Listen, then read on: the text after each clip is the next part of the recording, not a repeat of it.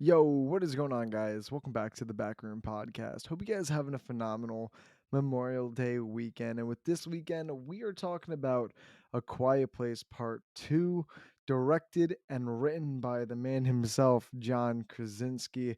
And I gotta say, this movie has had quite the road of getting here. This movie was supposed to premiere a few days before the pandemic took the theaters from us, and now we're seeing it a year and a half later than we probably should have. But for this episode, I had to bring on the man himself, AJ. What is going on, my man? Living my best life. I had a great weekend. It's still great right now. Watched a lot of movies. I'm good to go. Nah, dude. Honestly, it feels good to be back in like the quote unquote summer movie season. I mean, hmm we got things finally revving up. I was looking at the June list on what we got coming up, and you know what, man? I'm excited. And this is a very talked about film, I'd like to say. I think going into this movie, first of all, seeing all the like pre-reviews that get released like a week and a half, all the screener reviews, all those people coming out with their reviews and stuff like that, this is a reason why I don't like watching reviews anymore when it comes to watching films. I like watching or reading the reviews afterwards now because I feel like my judgment, whether I like it or not, is a little bit more straightforward and not really covered by anyone else's thoughts and opinions. Everything's kind of just my own raw thoughts. But when this one came out, like a few weeks in advance, like a week or two in advance, dude, people were blowing up my Twitter with this film. And I was just like, man, I really like the first one. We talked about this the other day. I really like the first film. And honestly, this one had a lot to live up to, and I'm gonna keep it short. I don't think it fully lived up to the first one, but before we get a little bit more in depth on that, I want to get your opinions, AJ. Where do you think this one lies between the two? Do you think it's just as good, better, or the first one just nudges it? I think it's just as good as the first one. I think the one thing that the first one has over the second A Quiet Place is that we didn't expect anything coming out of the first one at first. It was a good surprise. It was People were wondering how the sound design was going to be and stuff like that for the first one, but with the second one, we all expected it to be well made, and it was. Um, Once again, you said this before. John Krasinski did a good job directing it. He was acting in it as well. Emily Blunt did a fantastic job as always. Um, the one thing I will say that I prefer the second one over the first one is the opening scene before the credits, before the title card comes up.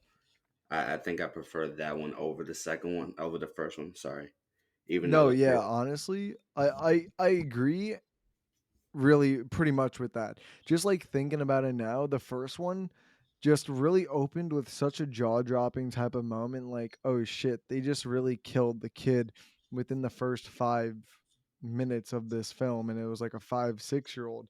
And I think we, or at least I kind of knew coming into this one, that we would get a little bit more of that background story, especially now that we have Killian Murphy's character Emmett in this film.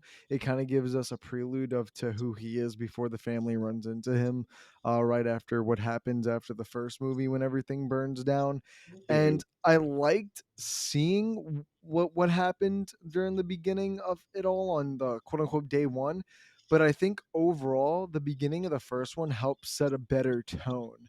And I think Ooh, I that's don't know my about that. biggest thing when it comes to the Mhm. differentiation between these two films is with the first one, it was very secluded.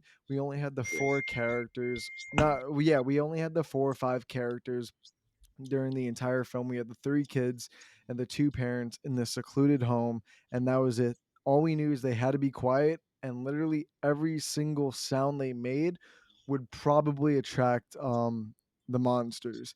And in the very first film, they're pretty prominent and clear on what you should and shouldn't do. And we can see from when Emily Blunt's character Evelyn is walking down the stairs in the very first one, or even with the child, what's her name? Jeez, I can't remember it, but Which one? the girl, Reagan. Reagan. Yeah, Reagan. When Reagan was going down the footsteps on the little ladder going downstairs in their house, you can see they have those little plant area, the flower on the floor to help them dictate where to put their foot so it doesn't make a creaking noise. And I feel like for the purpose of this story, they kind of loosened the limitations a little bit for us to kind of explore what is beyond the house that we came to Mhm. learn within the first one. Because like I said before, it was a secluded area. This is like the only thing this family knew during this whole I don't even know what to call it, apocalypse, we'll just say. But yeah, what are your thoughts on like the sound mixing in this one, like you were mentioning before? When it comes to the tense moments within this film, how did they make you feel? Because I know that was one of the biggest highlights within the first one. Is I thought the movie was super super tenseful. I want to get some of your opinions on that, man. Well, with me, one of the tense moments for the second one with me was the scene where Reagan couldn't find her earring or her hearing aid, and when we get into her perspective and she's screaming and you can't hear anything, and she's just looking and looking, and she goes outside and she just breaks down. I thought that was probably one of the most tense scenes ever, in that movie. And then you have Damn. You, another moment, and what was it? Um, the train scene with Reagan, where you see that I'll just say alien, the alien just show up in the background all blurry, while you see Reagan all in focus. And I thought that was very intense as well. I think the sound design was just as intense as the first one with the second one. And then I think you have more developed characters with Reagan and Evelyn and Marcus in this movie. So I really love that. And then you also have the element of what's his name? I can't remember his name. Was it Emmett? No, was it? Emmett, yeah, Killian Murphy, right? Yeah, Yeah, yeah. Emmett. And you add him into the mix, and I really love that the moments with him in it as well.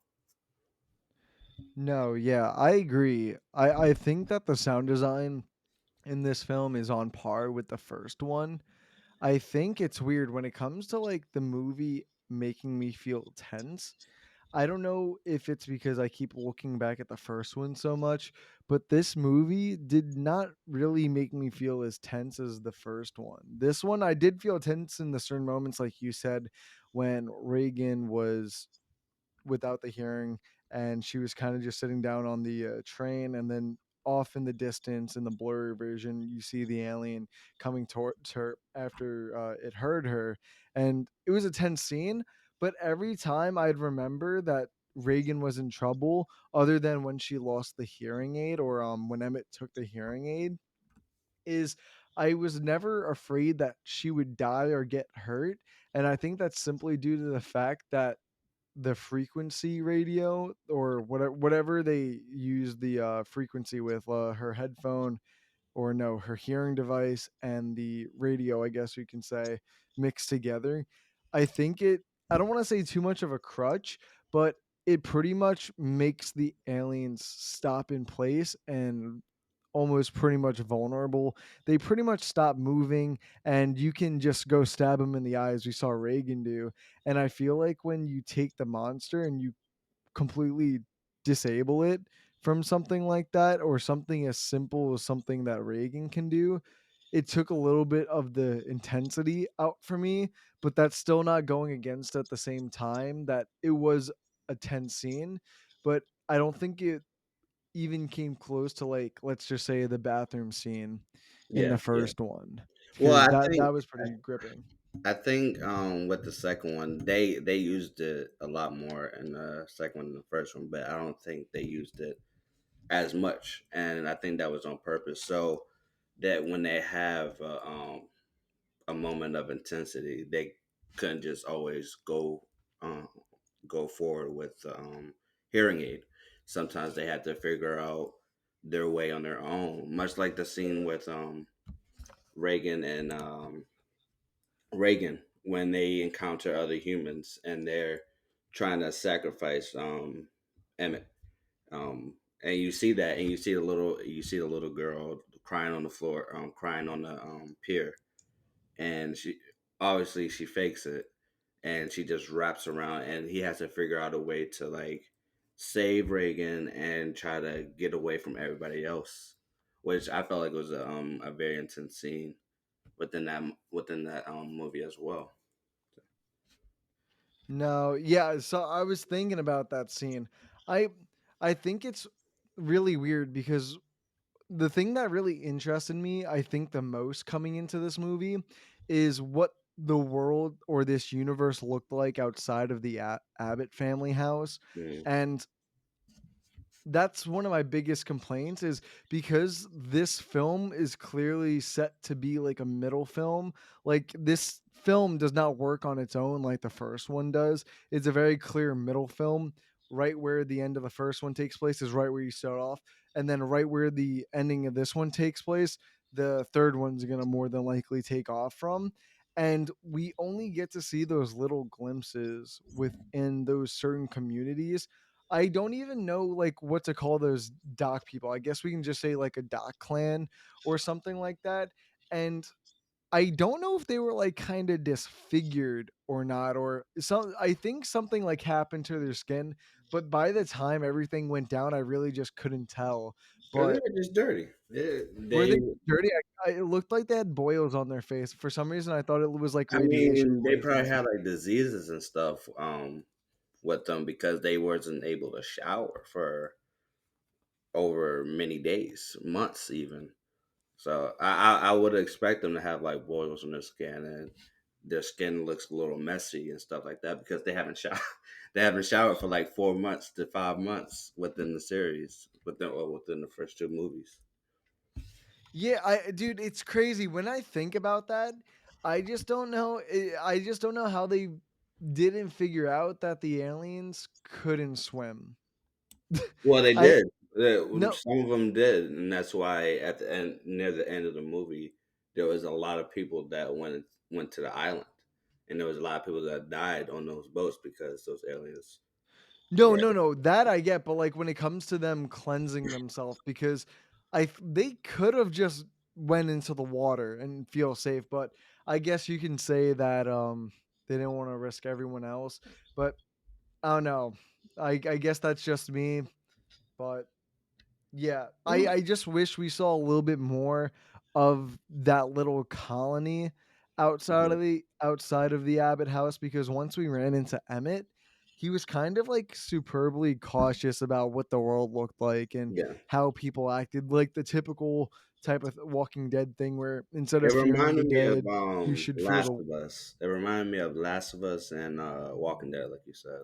Yeah, where it just turns into more of a survival of the fittest, not against the creature or monster, Yeah. but more so against the human race. And I think when it comes to those plot lines, it's starting to feel like a little generic, and I really put a lot of that blame on The Walking Dead. I was a massive fan of that show for so long, but after a while, dude, it got so boring just watching humans on humans versus each other in an apocalyptic world where we have these really cool aliens that are super adhesive to noise because they can't see you. And this film took more of the action heavy route, I guess you can say, with it. Um, Mhm. Compared to the first one. The first one is more that tense, don't make a sound. I was finding myself gripping like my water bottle within that first film, and this one just relied a lot more on jump scares. I don't know if you felt that way or noticed it at all. Like for example, when Reagan was going in the train car, there was like 3 jump scares alone within that scene. And I'm just like, "Ah, come on, man.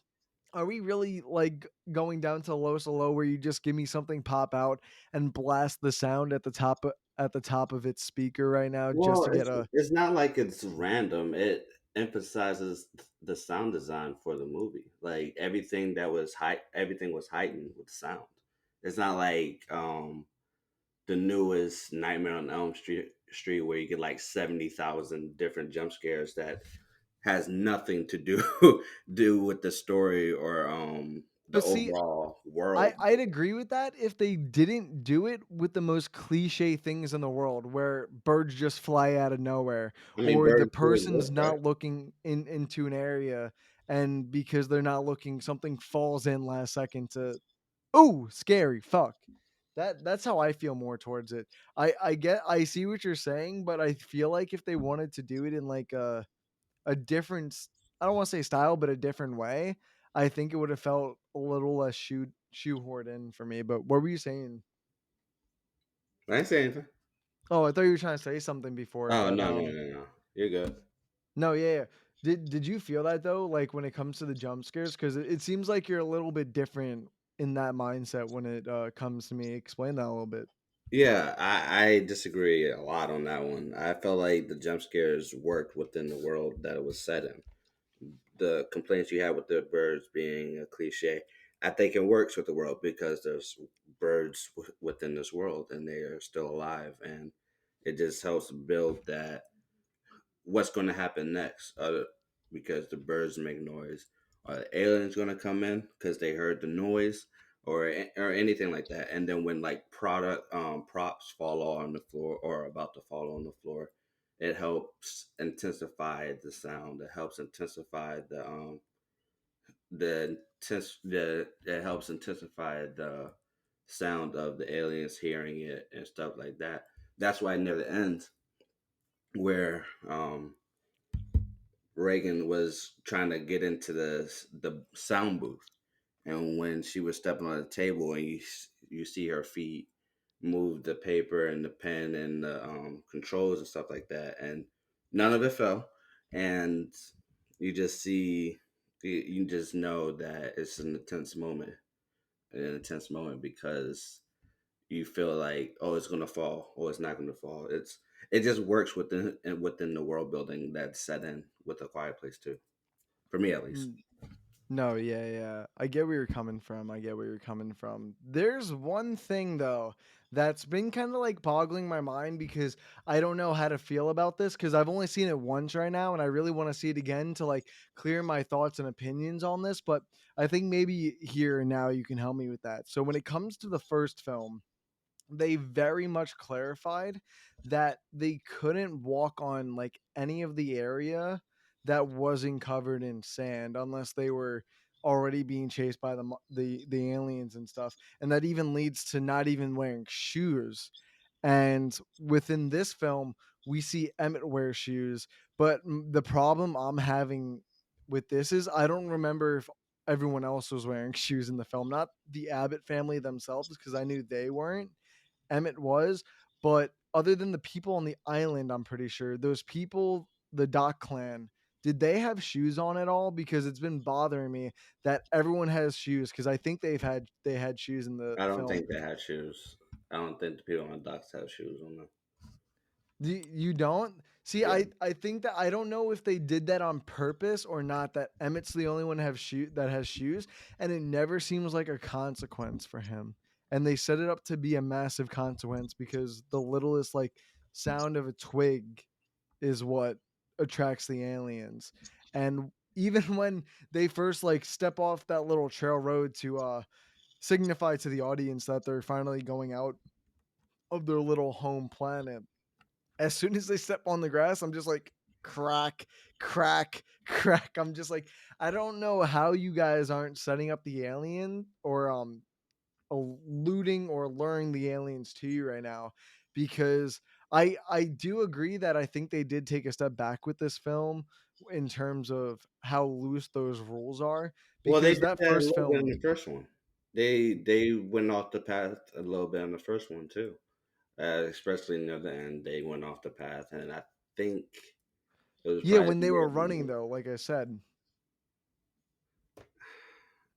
I'm gonna have to watch the first one again though. But Yes, you see yeah, how many little kind of things that you'd really have to pay attention to with, I feel like it's these 2 films in particular, just because each little thing just makes that much of a difference in context of sound is what really kills you. And well, I dude, think it's like a certain. It's with the aliens. It's like a certain frequency. Um, You know, it just doesn't have to be like a loud noise, like a thump thump or like a scream and stuff like that, or a screech or anything like that. But if you like slowly tiptoe around the world and stuff like which they were doing, they were moving slowly within the world they were in. They wasn't running, they wasn't stomping or anything like that to make a lot of noise. And then you get to that moment where they trip the wire and all that noise happens and stuff like that. But I think it's just like a frequency thing. I'm not sure. It's That's it's gotta be because I want that's something I did want them to explain, which I knew we probably wouldn't get in this film as soon as they announced that a third one was being made already, is my two biggest questions coming out of this is what is the world like still, and I we got like an idea of where these aliens came from. Obviously they're aliens, they came from space. That's all we really know. I want to Mhm. know more about how that frequency stuff works, because I figured with the ending of the first one they give us the big reveal, like, oh, this radio frequency thing that comes out of her hearing aid is what fucks them up pretty much, like destroys them. And I was hoping they try to take it a step further somewhere and explain a little bit deeper, like you said, AJ. Like, is it a certain frequency or loudness that they can only hear from below to above? Like, does it have to be something decimal number for them to hear it and above?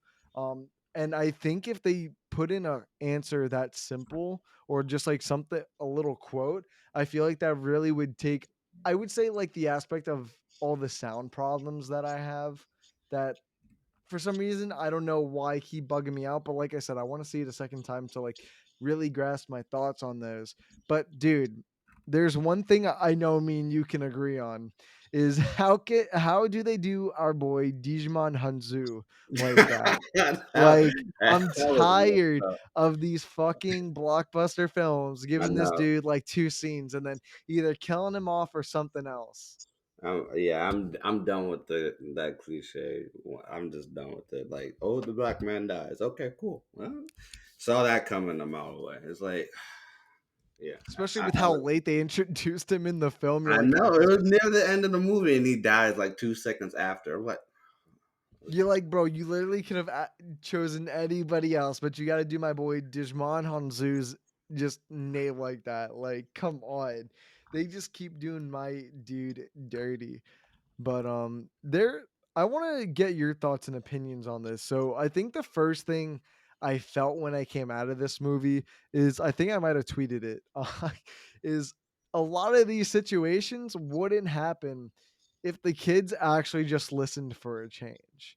And you'd think after witnessing what just happened with their father, they would try and take that into some regard. no, I don't know about that because I feel like for at least the daughter, at least that she feels The responsible for everything, so Yeah. she But would it's like want that. it's mainly Marcus, the, son, that I have that problem with. Because like her, I get they're trying to do that redemption arc for her, making Mhm. her to be her father at the end of the day and stuff like that. I totally get it, but I feel like with Marcus in particular, like, this kid just, like, I don't know what it is. Yeah, I don't know. Marcus was all. I guess he was trying to. John Krasinski was trying to help him develop in some way, and to do that, he had to go out on his own for a little bit, even though it wasn't that far away to a place that he was already at. No, To yeah, face the because like, fears and stuff like that. Because even in the beginning of the movie, you can see that he was always scared, and his mother always told him to take a deep breath and stuff like that. So it made sense a little bit to help him develop as a character, but story wise, it was just a little annoying that he just really didn't listen to his mom. But that's especially nothing with, in our movies. after like being in a bear trap. Like, Yeah, yeah, like, bro, you just got out of a bear trap and you want to start waddling around for like whatever reason. And then I don't get this. Like, he goes up to the second story floor in the, like, the industrial area, and he pulls away the curtain to like see I'm pretty sure it was Emmett's wife, right? That died. That was the dead body we saw. It was either Emmett's wife or son, but I'm pretty sure it was his wife, right? yeah. I think it was his wife. I think. Yeah. And like I'm not saying don't be shocked by seeing this, but this kid like fucking blew back like he just got shot or something and just made a whole bunch of noise and just made his mother's life even harder. Like he just made it so hard for her to rescue him. And then on top of that, he locks himself in the furnace, which I know you can say like under the pressure he wasn't Yeah, caring, yeah. but as soon as the mom came down, they instantly cut in that it was already on there. You know what I mean? Like you never saw her um pull it in and to really show you that she's doing it. But when he does it, he gets locked in. But when she does it, the cloth they use to make sure they don't get trapped in just magically appears. I know it's I just think like it's an just editing error, but either that, or I just think that it's just assumed that she put it on there because not everything has to be shown in the movies. There's a lot of things that the audience can just assume because the mother always a mother always knows what to do in a intense situation. They are able to handle things that's under pressure. That's why they're moms and stuff like that. So it's always good to assume that they know what to do, especially things that's just very pressurized and stuff like that. So it I was fine with not seeing it because it made sense that she would do it anyway. But I no, understand yeah. that. I understand that criticism though. No, yeah. Like, I'm not like trying to bash it to bash it. It's just like it's weird when I catch like an editing error. It's like one of those things you can't unsee sometimes, especially Hmm. when it sticks out so much. Yeah, And this whole scene in particular actually just adds on to Marcus just putting himself in every situation. Because not only did he put himself from going down into the furnace and lock himself in accidentally, because he did his own little stupid thing. Like he goes from yeah, knocking yeah. everything down to being caught to jumping in because he got caught to locking himself and the baby inside the furnace and stopping them from breathing. All I gotta say is thank God Emily Blunt's character Evelyn was there for every single time he fucked up. Every single yeah, yeah. Every It, single time. And it just seemed like she was always going to be like the scapegoat for him because whenever he did something wrong, it was always her to fix it. Like I'm trying to remember in the first one. I don't really think John Krasinski really did anything to like help him in like a situation like with what Emily Blunt did within this film. Like, bro, she was a badass in this. Like, what she was thinking when it came to getting under into that little bunker where Marcus was shooting the water to like make themselves yeah, blind with yeah. the sound.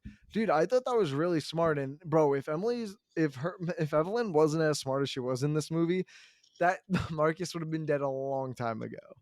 A long time ago. But Yeah. dude, He was in I think he was what is it? The damsel in distress of this movie. Instead of it being a girl, it was him.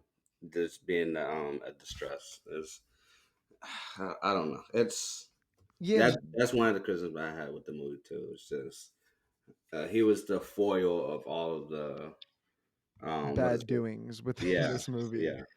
And the thing is I think they struggled most when it comes to the writing aspect is when they gave each kid their arc is you've got Marcus who's doesn't want to be afraid and stop putting him in these situations, and then you got Reagan who's jealous, not jealous, guilty over killing her younger brother in the previous film, but also trying to live up to the standards that Lee gave her, not only in the first film, but in this film that we learned from Emmett and that little flashback is that Lee had this sort of respect for her, and they're more alike as we learn than we originally thought. And Hmm. so I think what they did with the Reagan storyline was much better with what they did with Marcus's because Marcus was just crying throughout this whole film or really scared, getting himself in trouble. And then, oh, look, guys, it's the end of the movie. I forgot we have to round up his arc so we can get to the third one. And they're just like, here, let's just give him the frequency that Reagan gave him. So if it wasn't for Reagan, he still wouldn't have survived. So he really didn't even really save anybody. It was either Reagan or Evelyn at the end of the day helping themselves out. Yeah.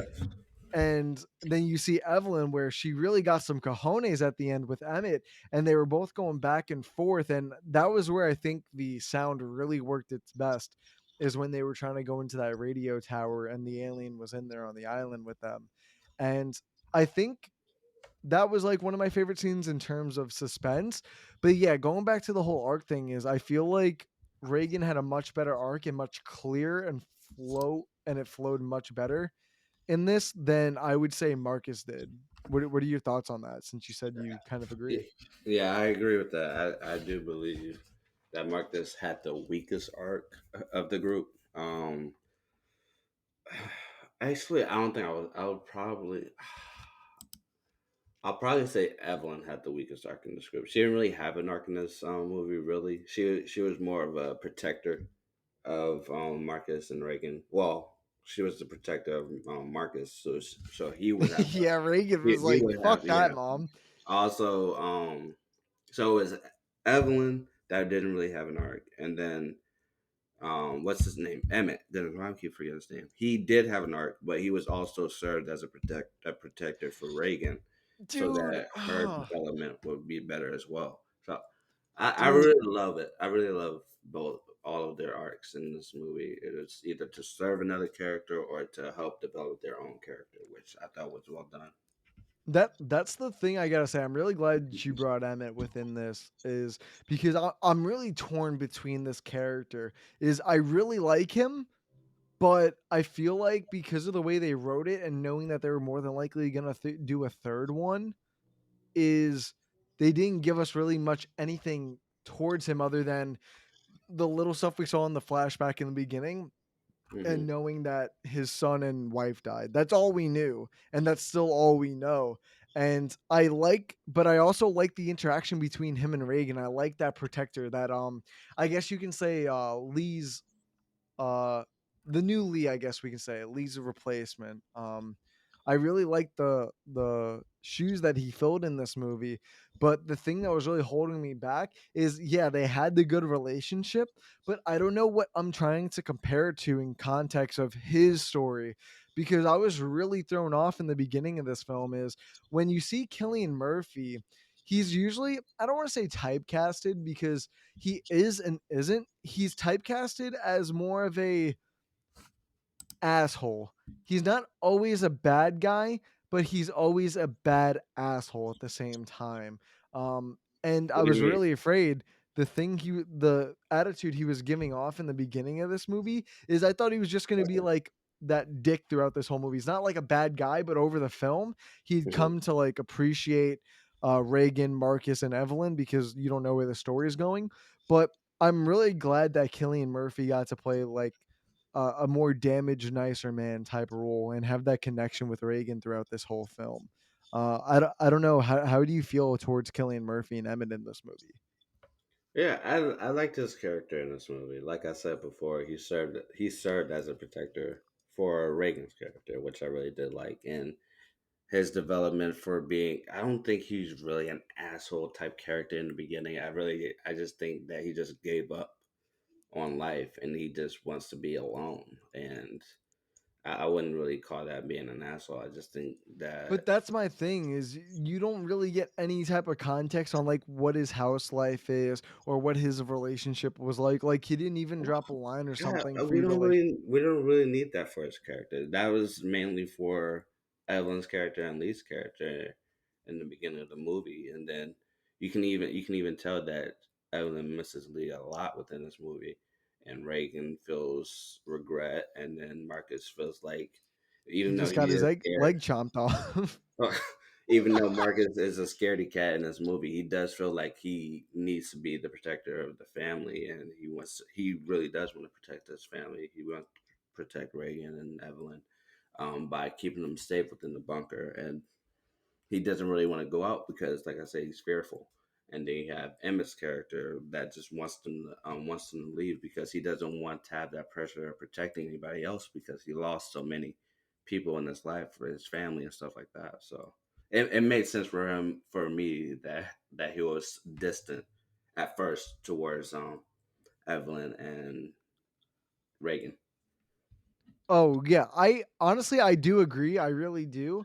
I don't know what is though. I feel like if they added like a line or something, like something as little as that within this film, or like for example, when I was watching the trailer before I saw this, and they showed the clips of Emmett on the island, which that we know now is, I thought that was actually going to be a flashback to what happened in his point of view when we saw what was happening to the Abbott family on day one.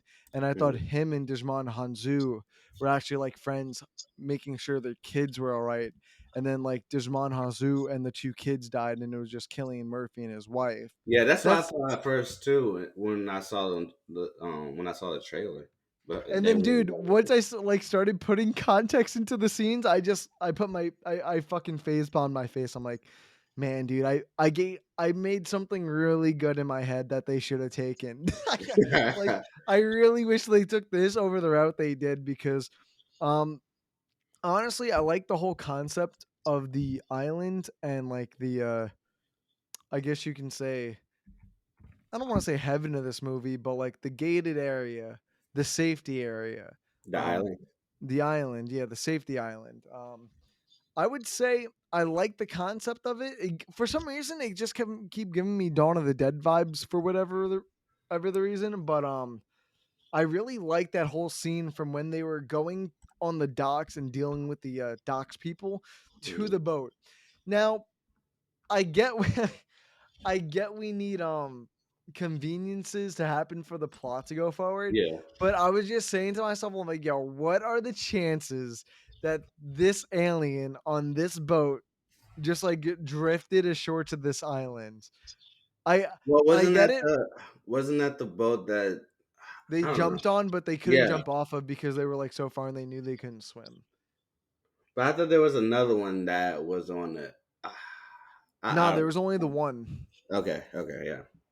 Yeah, and But that's like my that's thing is weird because they've been on the island for for a while now, and that alien just magically was there sleeping for months on it. no, so this is what happened.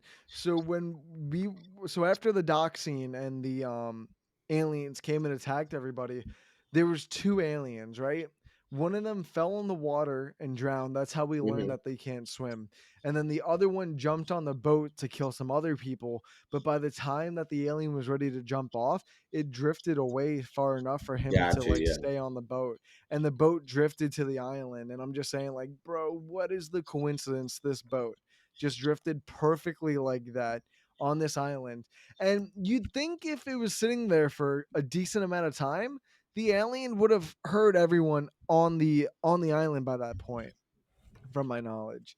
And it wasn't until Emmett was like realized it was there and start screaming, "Everybody fucking run!" And I'm like, that's what got him to start attacking you all. I'm like, okay, I get what you're trying to do, but I it just felt so I'm trying to think of the word, forced. It felt so forced Mhm. into the storyline to try and keep the tension going and to really have that tension third act. And that's where I felt the most disconnect with the film, is because I don't really think they knew where to go for the end of this film, or I feel like they might have known, but they didn't know how to get that fat within the sandwich. Like they figured out where the buns would go, but they didn't know what was going to be in between. They didn't know what the meat was going to be to connect the two. And it just seemed like they're like, you know what, this fucking works. We'll just do this. We'll just do that. Guys, don't worry, we're doing a third one. This doesn't matter. But I don't know. What are your thoughts about that whole boat scene and the alien attacking the island? No, I 100% agree with you on that one. I thought it was a little forced. I didn't really get disconnected with the scene very much, even though I did think it was forced. But always a lot of writers do get stuck in a situation where and then they are rushed to get a scene done so they can put out the movie.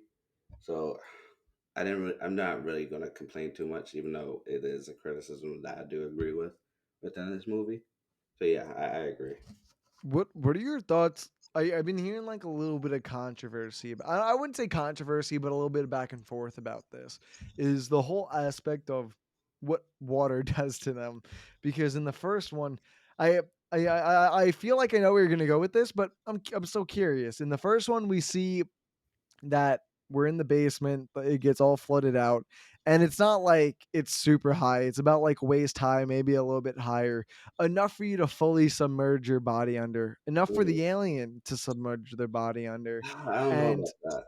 The aliens it's are seen to be way taller than human beings, so yeah, but dude, he fully submerged himself in the water in the first one. well, he was able to do that, sure, but he No, was I able know, to that's what do I'm that. saying. See, with the river, he wasn't able to bring himself back up because he was tall Yeah, enough. that's what I was gonna say because I was thinking like, is it because they couldn't get themselves back up, or was it the water themselves, No, water I think it's itself? just because they drowned. They wasn't able to get up again. Like with, like humans, we're able to dive within the water, but we are also able to reemerge outside as well. But if Yeah, we but stay in it's it long I think enough, I'm just looking too much into it a little bit, honestly. I feel like this is like on my part is because growing up on Long Island, bro, I grew up in docks and shit like that. And I'm not saying I'm a tall motherfucker. I'm like 6 foot. I could probably still drown just chilling in there. But like them motherfuckers were tall.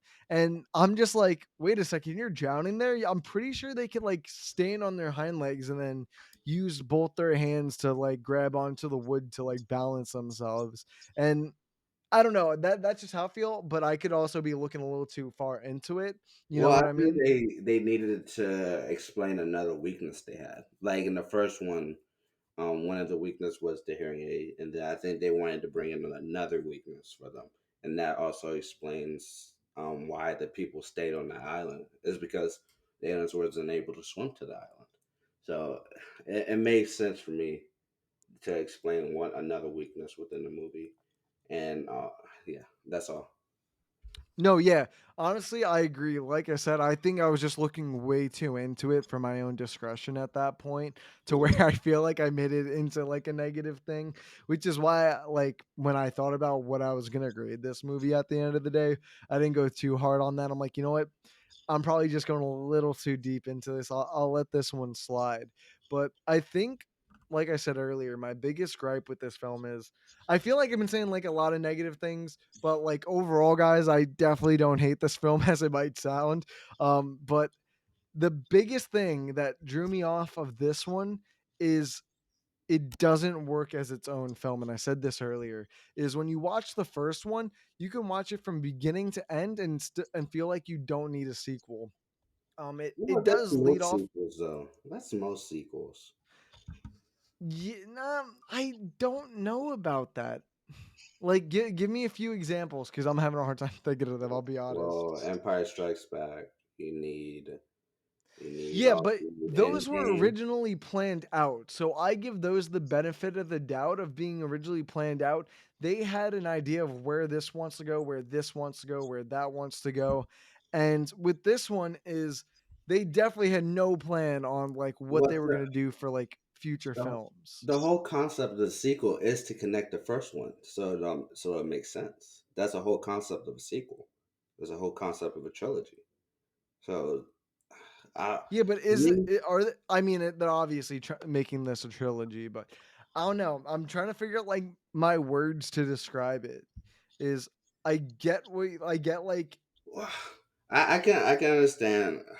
I can yeah, understand like where you're dude, coming from. I know you understand me and I understand you, but it's really hard like interpreting the words right now. So you're basically saying that you wouldn't be able to watch the second one without watching the first one first. You'll have to watch the first one first and then watch the second one. Or if you're bringing in someone new, you can't just come. Well, actually, no, you So can. no, No, you so can. no, so it's funny you mentioned that. So I brought my mom to see this movie with me. Hmm. No clue about the first one, nothing like that, because I was curious to see what it was. Bro, every time something popped up, she's like, "Who's that person? Who's this person? Who's that?"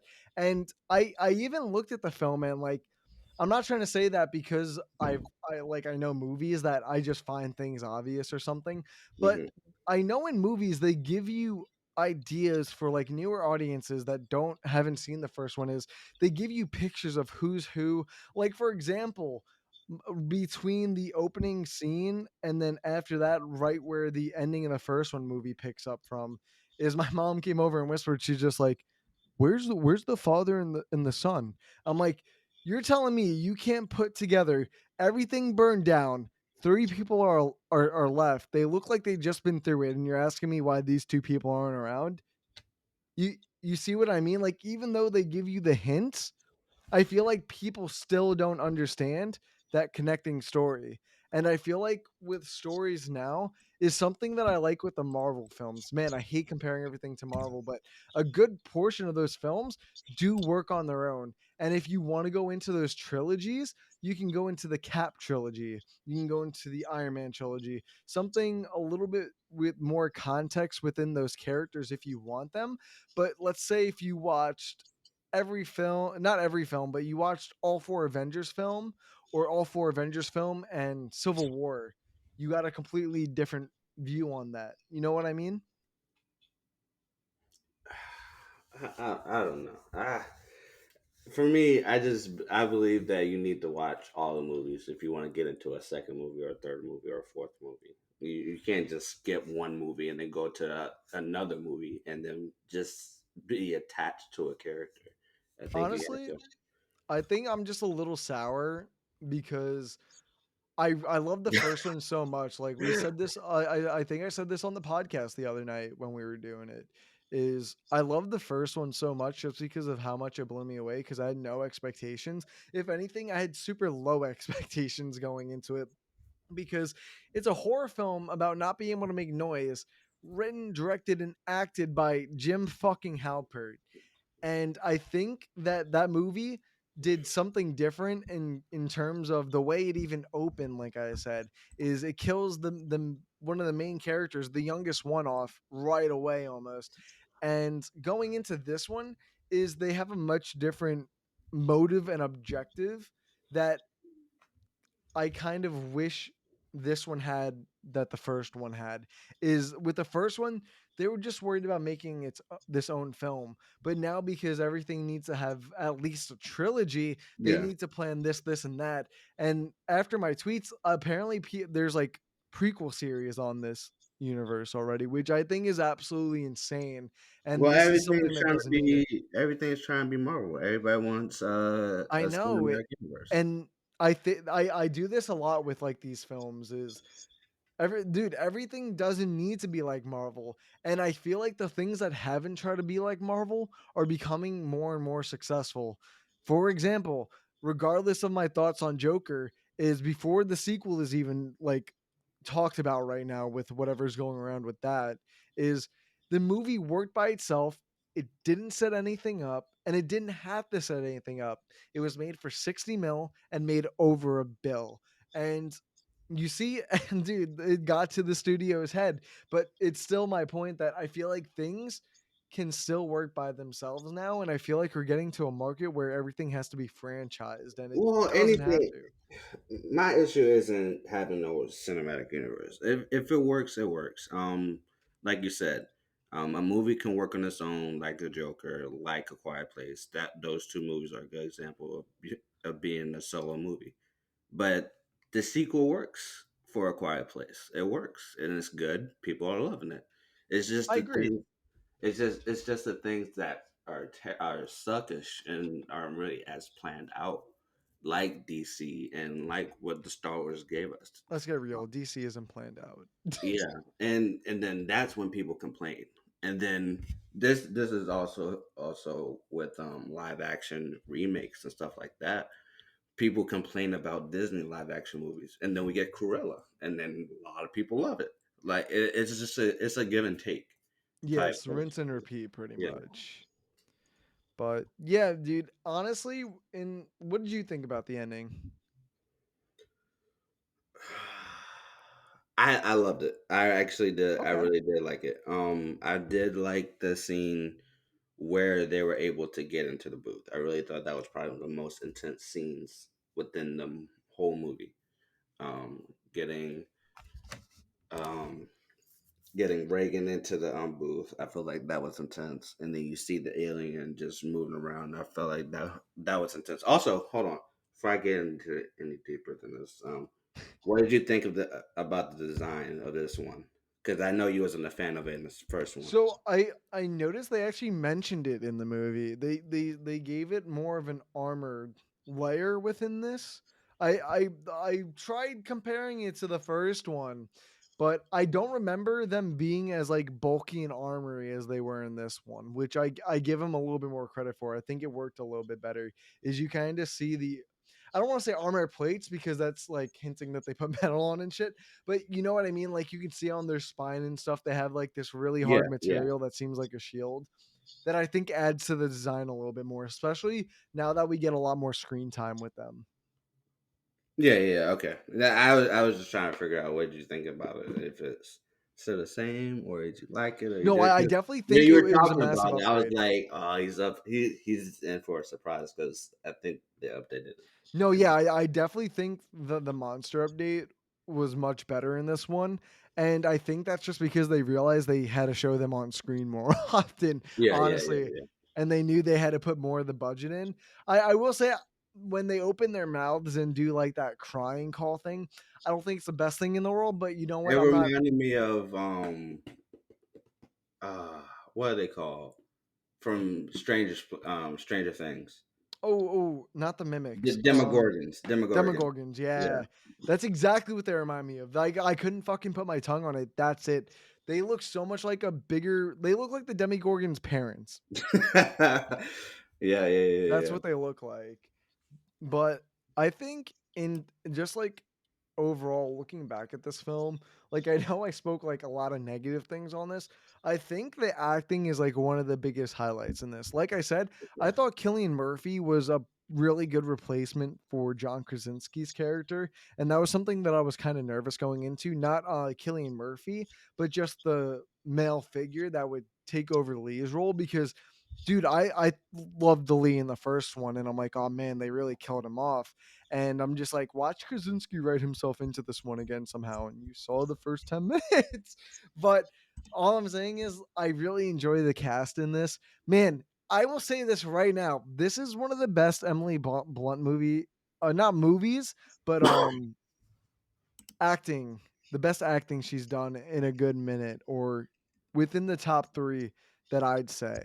I definitely think she played like the really strong hard ass mother really well, and I've Mhm. noticed that with her in general. She's a very strong female character, and I think she brings it over to the mother role too, especially with Lee gone. I really appreciated that. We mentioned it with Marcus. Definitely my least favorite character when in regards of like story and where this character's going. They made Reagan much more likable in this film. I didn't like her that much in the first one. Like I She was said, a she little had the annoying, Marcus but I think it problem. was necessary. No, yeah, definitely. Now looking at this film, it felt so much more necessary within the first one, and I'm really happy about that. Mhm. Um, I don't like how the third act was set up as much. I do think this movie keeps me interested on what the world is like. I really want to just see how other people live in this world of silence because it's not. I guess you can say it's like, oh man, it's just the pandemic. It's people going fucking crazy. Yeah, you can say that, but like it adds that factor of being quiet, how other people approach it, like we saw with Emmett and his way of approaching it. He dug himself underground, and if he needs to talk, he goes into the um fire chamber. And then we saw with the abbots, they kind of just like casually walk around and they place things along to make sure they don't make noise. I'm sure they could do way more interesting things when it comes to how people be quiet and how they work within their daily lives now. Mhm. And I hope they touch a little bit more on that in the third one and a little bit more on what these aliens are. What about you, AJ? Yeah, I really do love the second movie. Like you said before, the acting was good. Emily Blunt was amazing in this movie, like all any movie she does, basically. John Krasinski was good as always. Melissa Simmons was amazing. Noah, how you say it? Noah Hope, Joe. I can't. I don't want Yeah, I to. think that was it. He was amazing in it.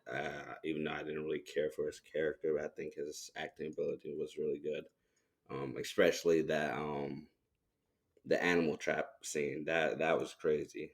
Oh, dude, I actually cringed. I'm just like, what are I they was gonna like, do to a ooh. kid in this movie? They fucking bear trap him. I really thought he was on a diet in that scene. I really, I I really thought he did. was too, but I think after that moment is when I felt like, oh man, I don't really think like any of the main characters are gonna die. Yeah, I think it would have been a little bit more tense if one of them did die, though.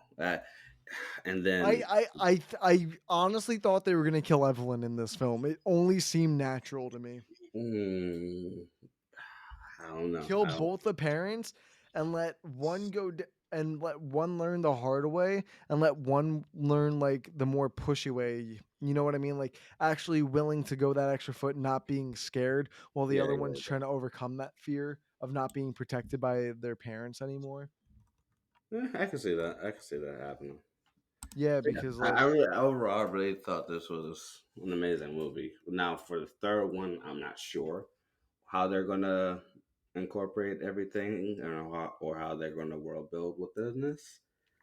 Because basically they did just find the ultimate weakness within the aliens. So not sure. Even though I wasn't sure how they were gonna write the sequel, I didn't know how they dude, did it. I They did apparently it with the sequel, John Krasinski isn't coming back writing or directing, from what I heard. for the third one for the Yeah, trilogy. for the third. Oh, well, I don't know, dude. it might be. That I worries me don't a know. little Then. bit. I don't know if I'm gonna be as excited for the third one then, because it only worked because he was writing and directing it. That was his. Especially with Emily Blunt in the role still. She's the only he's the only reason she actually signed on for the first one and the second one. Yeah, for Dude, sure. what That watch. was his baby right there. I don't know if they should continue the third Bro, one. he didn't even want to continue. He was done after the first one and then they convinced him to come back. I don't know if Mm, you heard about that, did you? I didn't. Mm-mm. Yeah, he actually denied the studio. He's like, I'm not coming back for a sequel. And they were gonna make one without him. And then I'm not sure if they were gonna make it without him, but I'm sure they would have gone to other directors and writers. But then they convinced him to come back. And then Well, he you know said, why he's not doing the third one, right? You no, know I why don't he's know. not doing it? It's Do you? because it's because he's doing Mr. Fantastic for Fantastic Dude, Four. honestly, if he is doing that, I'll take that. Honestly, fantastic over Quiet Place 3 any day of the week in my book. Yeah, I don't That's know if how I I can be feel. excited for it. I don't know if I can be excited for a Quiet Place 3 then, if he's not That into would it. be pretty funny though, wouldn't it be? Yeah, honestly, I really do believe he's going to be in this Fantastic Four movie, and I Dude, do believe he's going to if help they out. don't, I'll be fucking point, Well, dude, I wouldn't be so heavily. disappointed. I wouldn't be disappointed. I'll be a little surprised that he's not in it. But regardless of who they pick, I'm gonna be happy because they haven't Oh let me yeah. down. No, but AJ, before we wrap it up real quick, man, what would you score this out of like a letter grade? I will give it an A. An A. Okay, Uh, you went with an A. Okay. yes, I'll give it an A. Just I because w- I love how amazing the acting. I really do believe this is Oscar caliber for the acting, especially for you do. yes, especially mainly for Emily Blunt's character. Yeah. I really do believe that she will shine within Oscar season. So that's the main reason. And then you add the sound design, which is all obviously going to be in the Oscars as well. Um, the design, the designs I thought was really amazing. Um, the intense moments. I thought the writing had a little bit of issues, but overall, I really did love how they wrote the characters, and I love how they were built within this series within Quiet Place One and Quiet Place Two. So overall, I just really love this movie. Yeah, when it came to the first one, I gave that one an A, and part 2, I went I wouldn't say substantially lower, but I went with a B minus on this one. Hmm. Like you said, AJ, I think the biggest fault of this film is its script when it comes to character arcs and all that good stuff. I I kind of had that gripe with the sound. I don't think this movie was trying to go for what the other one was trying to do, and that's more of the horror suspense. I think this really went for more of the suspense and jump scares, I guess you It can was say. basically the aliens of the Alien trilogy or series. Yeah, pretty much the aliens of the Alien trilogy, just not as good as Aliens. I don't know about that. I don't know about that. Dude, Aliens is fucking amazing. It is. I'm not going to disagree with you on that No, one. yeah. And I think when it comes to like that's a good comparison is comparing this to Aliens too. Is I think the ending really left me on a sour note because I feel like nowadays I don't like it when directors end films on cliffhangers that are obviously wanting you to come in for a third film. Is especially coming off the first one, is that first one had such a nice wrap up that, yeah, it could have a sequel, but it also felt like its own good story by itself. And I think this story failed because it just seems like we need that second part of the story, which will be the third movie. Like this movie didn't have like a wrap up or anything of her of Reagan like coming to terms with something else or finding out something substantial again, where you could be like, you know what, she goes on and does this and you can say that's a nice ending. But now they're like, oh, let's just stop this right here, and then you have to come back in another 2 or 3 years to see what happens after this. And I I don't want to fault Krasinski. I would fault more the studio because knowing that the studio wanted this more than Krasinski at first, it just seems like they knew exactly what they wanted to do after that first one became successful. And Mhm. you know what? I do like this film still. It still holds up well. It's a good sequel to A Quiet Place. I don't think it reaches the highest highs of The Quiet Place, but I do love this film at the end of the day. And you know what? I definitely would have rewatched it again. But yeah, AJ, where can we find you, my man? Well, you can find me on Twitter as always at AJ underscore geeks vibes. You can also find me over there at Suit Up Geeks, where we are doing basically everything geekiness over there. We're doing podcasts on Marvel stuff, Star Wars stuff. Just we're doing a lot over there. So you can find me on those two places. And guys, you always know where to find me on Twitter. Just Ryan again for updates on the show that is coming every week. And guys, don't forget to vote on my Twitter polls for what you would like to see again next week. Don't know what I'm gonna do. I actually, you know what? The Devil Made Me Do It comes out this weekend, so you know what? That might be the Oh next episode. yeah, Yeah, I'm dude, I gonna forgot about that until I watched the trailer yesterday. Actually, today again, I'm like, holy shit. But nonetheless, guys, thank you so much for checking out this week's episode. Don't forget to leave a like, comment, and subscribe. And we'll see you on the next one. Peace. peace.